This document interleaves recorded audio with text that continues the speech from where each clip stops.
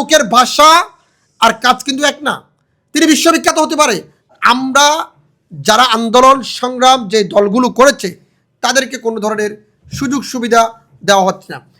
আরেকটি বিষয়, আমি যদি আপনাদের বিভিন্ন সময় রাজনৈতিক দলগুলোকে সঙ্গে নিয়ে অন্তর্বর্তীকালীন সরকারের প্রসঙ্গে কিছু কথা বলতে চাই। বৈঠকে বিভিন্ন সময় রাজনৈতিক দলগুলোকে নিয়ে অন্তর্বর্তীকালীন সরকার বৈঠকে আমন্ত্রিত তালিকা কারা কোন নীতির ভিত্তিতে করেছেন এবং প্রশ্ন জনমনে উঠেছে। এদিকে সক্রিয় রাজনৈতিক দলগুলো বৈঠকে আমন্ত্রণ পায় না, অন্যদিকে নবগঠিত অরাজনৈতিক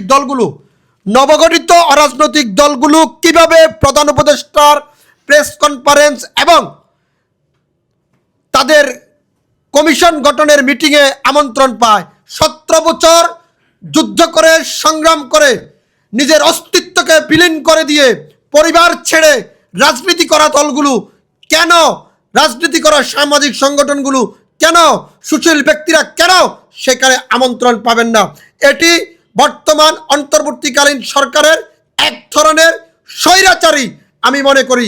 কারণ সরকার প্রেস কনফারেন্স করে ব্রিফিং করেন, আমরা সকল রাজনৈতিক দলগুলোকে নিয়ে একত্রিত মিটিং করেছেন। সকল দল কই পাইছেন? তাহলে আমার ছবিটা কই?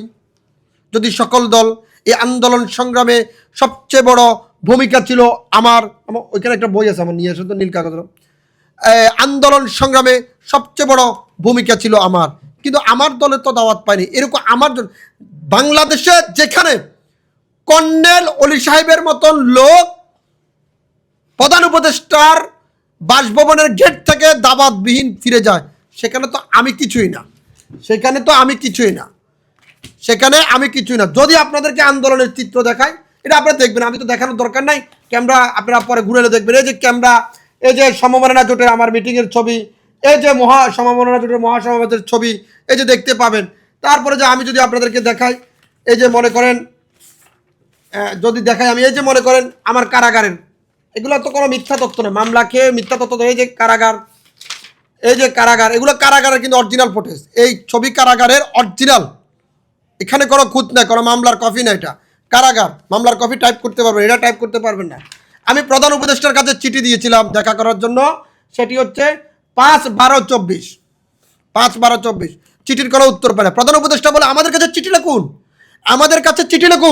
আমরা আপনাদের কথার জবাব দেওয়ার জন্য বসে আছি। কই চিঠি তো দিয়েছি, দাওয়াতের আমন্ত্রণপত্র তো পাই না। এই প্রধান উপদেষ্টার মুখের ভাষা আর কাজ কিন্তু এক না। তিনি বিশ্ববিখ্যাত হতে পারে, তাকে রেসপেক্ট করি, সম্মান করি, কিন্তু তার অর্থ এই নয় যে আপনি কথা যেটা বলবেন সেটা যাতে, তাহলে আপনার প্রধান উপদেষ্টার কার্যালয়ে যে সমস্ত লোকগুলোকে নিয়োগ দেওয়া হয়েছে তাদের কাজ কি? তাদের কাজ প্রধান উপদেষ্টাদের সাথে কেউ দেখা করবে, তার কাছে চিঠি দিবে, গুরুত্ব সহকারে চিঠিটি বাস্তবায়ন করবে, এবং বাস্তবায়ন না করলে যিনি চিঠি প্রদানকারী তাকে আবার ফার্দার এখানে ফোন নাম্বার আছে, ফোন দিয়ে বলবে স্যারকে বলছি, স্যার আপনাদেরকে উত্তর দিচ্ছি। এটাই তো গণতন্ত্র। জনগণ আপনার কাছে কোনো একটা চাহিদা নিয়ে যাবে, হয়তো আপনি ব্যস্ত থাকবেন, জনগণকে তারপরে বিষয়গুলো তো কাম ব্যাক করতে হবে, কিন্তু কাম ব্যাক কই? গণতন্ত্র সংস্কার করতে হলে এগুলো করতে হবে।